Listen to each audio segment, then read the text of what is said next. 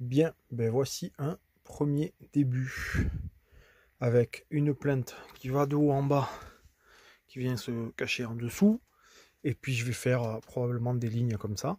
Bon, celle-ci est posée juste en temporaire, le but ça va être de venir masquer là, il va falloir que je redécolle mes deux accroches, et d'ailleurs elles vont me servir, elles vont prendre sur la plainte, ça sera plus propre si je dois les décoller et les recoller.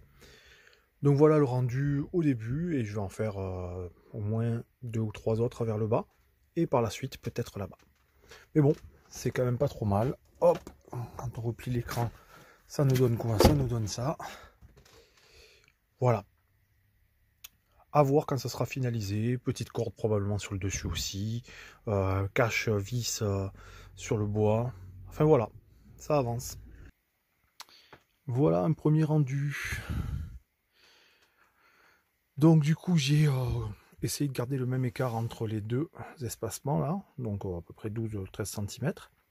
Seulement deux vis de fixation sur les côtés, qui sont masqués pour le coup par les deux tétines qui permettent de soutenir l'écran avec les verrous bébés.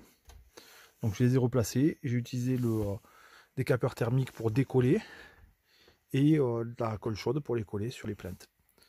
Voilà, de cette manière c'est pas trop mal.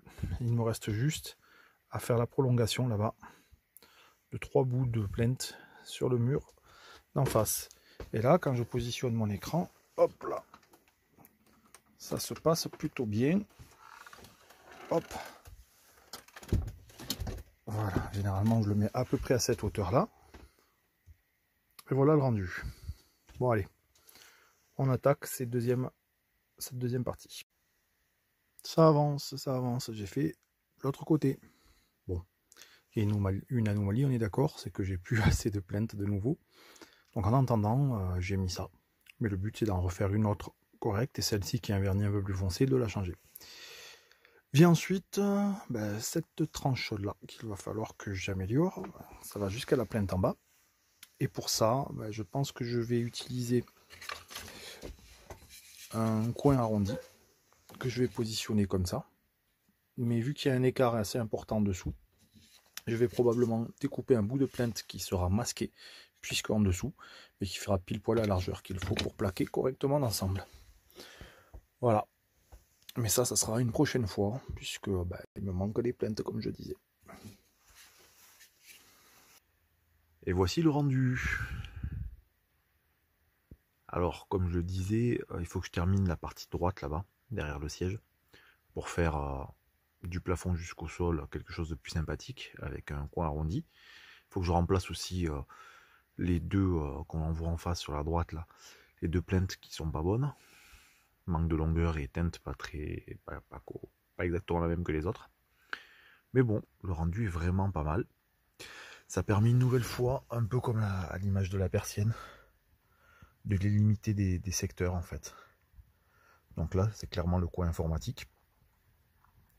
Quand j'aurai fait les finitions de coins, puis même masquer les trous, etc., je trouve que c'est pas mal. C'est encore une valeur ajoutée en termes de décoratif.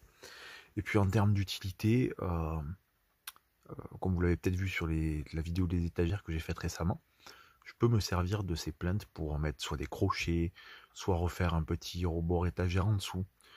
Donc ça reste des choses utiles aussi. Et la preuve en est avec les accroches que j'ai mises pour bloquer l'écran. Voilà, donc encore une petite amélioration récente qui joint à la fois l'utile et le décoratif. Et ça me plaît. Ça commence à faire pas mal de petites choses sympathiques visuellement dans le fourgon. Donc voilà, prochaine vidéo, je vous montrerai un peu plus avec les finitions ce que ça donne.